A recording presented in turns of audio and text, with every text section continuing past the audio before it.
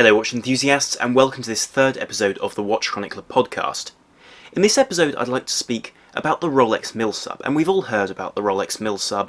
Its auction prices and sales are always enormous and tend to go for more and more each time, something which I will speak about in this podcast. But really today I'd like to speak about the history of this piece in a slightly more detached way, with a little bit of a step back, because I think it's important to consider this watch in context. After all, it was a military piece designed for military personnel to be used for diving and for really quite testing scenarios and circumstances.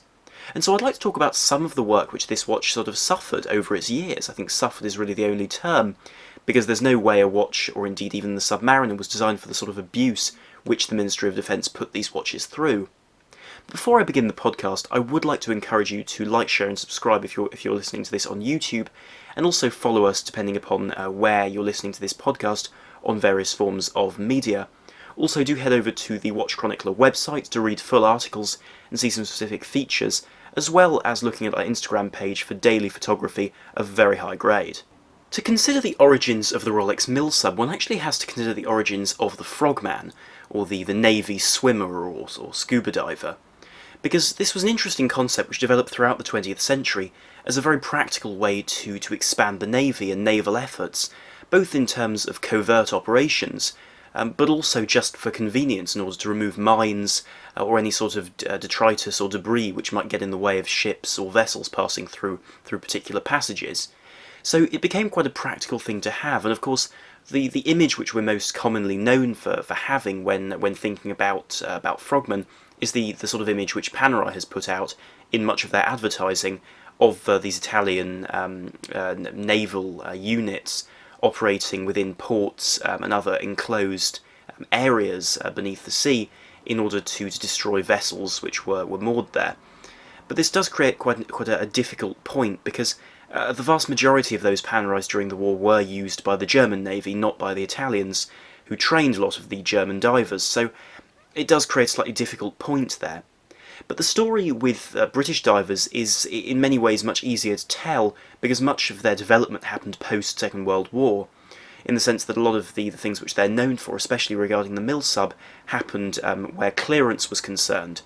And this is part of the story which I think is important to understand about the Milsub, because it really was a tool in a way which a modern Rolex Submariner simply isn't. Of course, I have no doubt that a modern Submariner could survive the sort of abuse these watches were put through, but I don't think they're regarded in the same way, in the sense that these watches were not luxury items, they really were tools.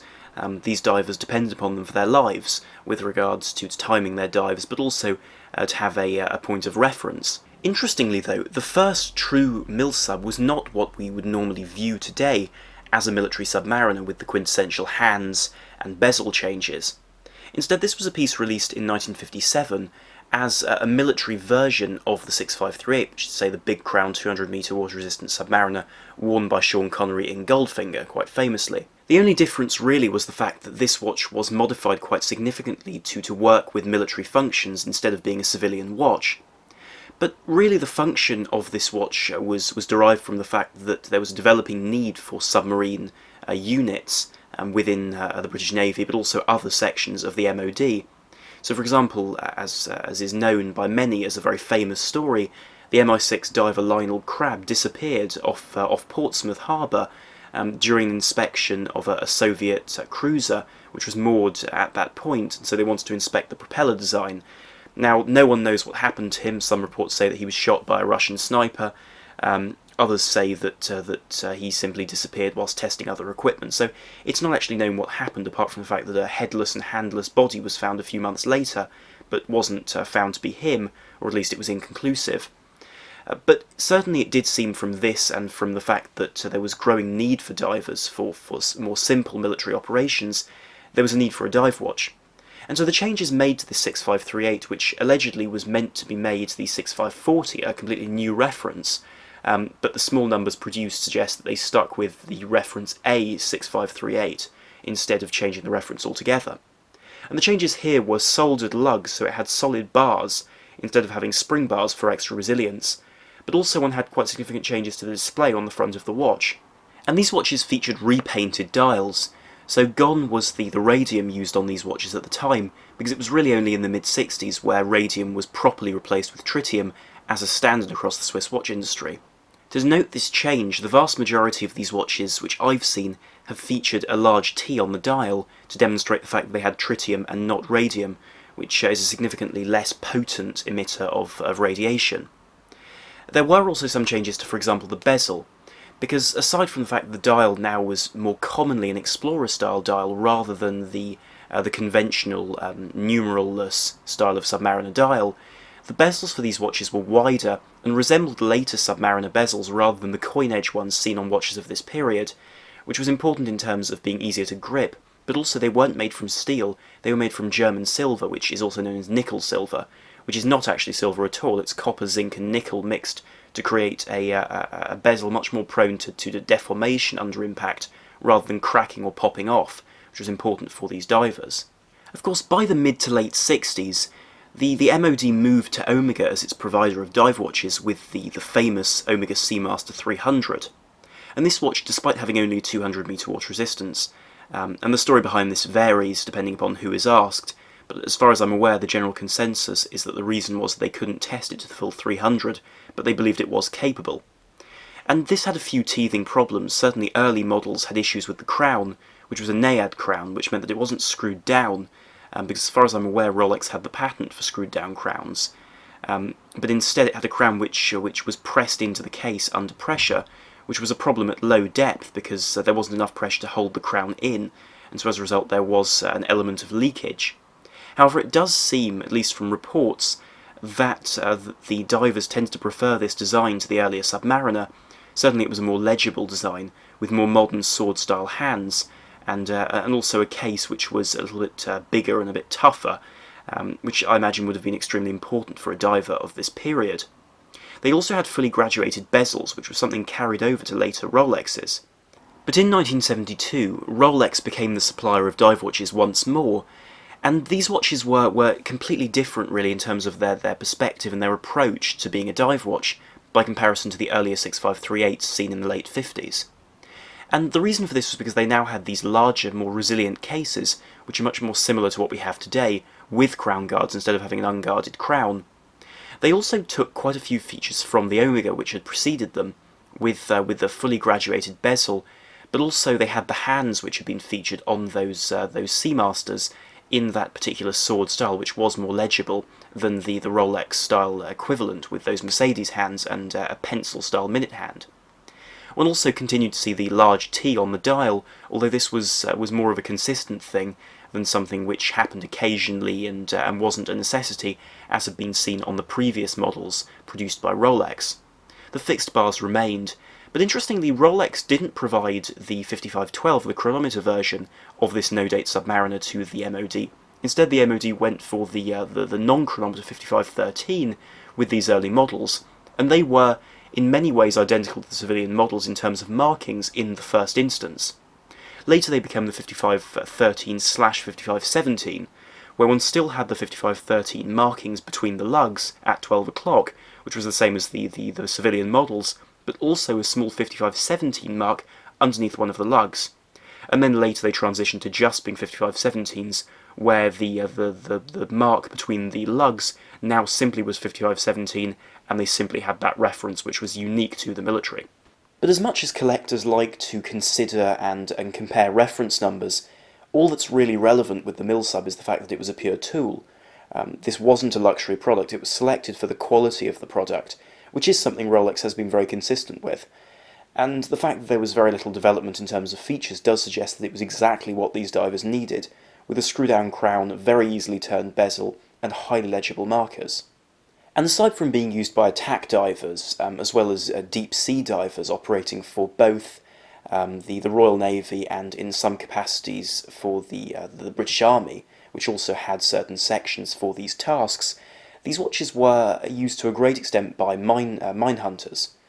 And this was quite a useful use for these watches, because of course divers needed to have the best equipment to be able to conduct what was an extremely dangerous job with success. And a good example of this, where the Milsub was most likely used, would be Operation Rearstat, which took place in the 70s after conflict between Israel and Egypt, resulting in the Suez Canal being filled with unexploded mines, artillery, and a selection of other potentially extremely hazardous material. And so after a ceasefire was agreed in late 1973, and the UN moved in to try to clear the area, divers from the Egyptian, American, British, and French armies were involved in clearing this area of water. And during this period, the divers had the very unenviable task of travelling through what was generally quite murky water, and also they had major problems with sonar working, so largely these divers were operating blind in a very traditional way, trying to find explosives. And considering the fact that these divers had to work for up to 12-hour days for periods of between 4 and 8 days at a time, they had an incredibly hard task to deal with, bearing in mind the clear risk involved with this sort of task. And the fact that so many different forms of explosives were used, often they would find completely different types of weapon on each dive, which is quite remarkable. And so during this significant period of time during which they were clearing it, several years in fact, and due to this minimal knowledge of the equipment being used by the Egyptians as well as the Israelis, it took a few years to remove the 209 tons of TNT, 6,000 rounds, 70 missiles, and 800 mines from this stretch of water. Quite interestingly, some of the same divers were involved just a little bit later with the relocation of several Egyptian monuments after the creation of the Aswan Dam, because this submerged some of the original sites. So it is interesting to see how the same divers who were involved with this military work also worked on these civil projects, something very different but just as important, and they moved enormous amounts of material during this time. But I think this points to the very nature of the Milsub, and whilst the auction sale prices for these watches are still incredibly high, I mean, in May 2019, Philips sold one for 137,500 Swiss francs, and we've seen ones go for significantly more, such as Sotheby's in November 2018, with one selling for 218,750 francs, which is an enormous amount of money for something which is essentially a tool. And granted, there is a fantastic story behind these items, but I can't help but feel that their true worth is shown whilst on the wrist of a diver, and without worrying about bumping the watch, knocking it, or damaging it, because these were pure tools. So it's difficult to imagine them just put away in a sort of a locked safe or something like that, considering they simply weren't built for that task. But perhaps that's just what speaks to the collecting community so strongly, the fact that these are tools, and the fact that a modern Submariner, as much as you want to call it a tool watch, it simply is not a tool. It's too expensive to be that, and marketed in too exclusive a way to ever be a true tool. And there are very few watches, in fact, which could be truly described as a tool. Certainly some Zins, maybe a Doxa, some Seikos could be described as tools, but the list becomes smaller and smaller with every year, as brands, in order to survive, have to produce more customer-friendly products, not just produce watches which are blindly appealing to a sort of a demographic. So this is an interesting, quite difficult point, but I think it has formed the greatness of the Milsub as the ultimate diver's tool watch. It's an incredible piece, and it's a very elegant piece of design. Certainly it's been over-popularised by talk of its value, but I do think it's quite a remarkable product in its most simple form, and certainly one with a brilliant design, a brilliantly simple design,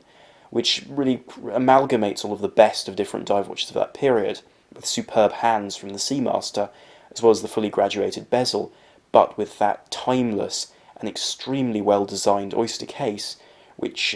I think no one would argue with being the finest case design of the 20th century, as a universally recognised classic. Of course, I'd be a fool to believe that this watch hasn't gained popularity simply because of the brand name Rolex, because there have been plenty of other very impressive dive watches from the 20th century which have been largely ignored and don't tend to be terribly collectible. Certainly the Marine Nationale Tudors have gained popularity, but still haven't reached anything like the price of a Milsub. Meanwhile, one has watches from brands like Precista or CWC, which were used by the Navy, and which again simply haven't become that valuable. Seamasters are hot on the heels of the Milsub. With that being said, because there have been models which have sold for in excess of £100,000, which is an enormous amount to spend on a watch like this. But interestingly, I think the Seamaster is perhaps a better engineered, or at least much more forward-looking watch than the Milsub. The Milsub is the very definition of a conservative watch design. Of course, that's exactly what you want if you want something to depend upon. But I would argue that the movement within the Seamaster, that 552, or any variant of that movement caliber, was more innovative and certainly more groundbreaking in its time than that used by Rolex. But I'd be very curious to hear what you think of the Milsub, and also its popularity, which has grown so enormously in recent years, simply because of its name and because of the connotations, but also because of its exploits, which are widely understood now, as perhaps they weren't in the past. So do leave your thoughts in the comments down below. And so thank you very much for listening. This is Armon from WatchChronicler.com. Out.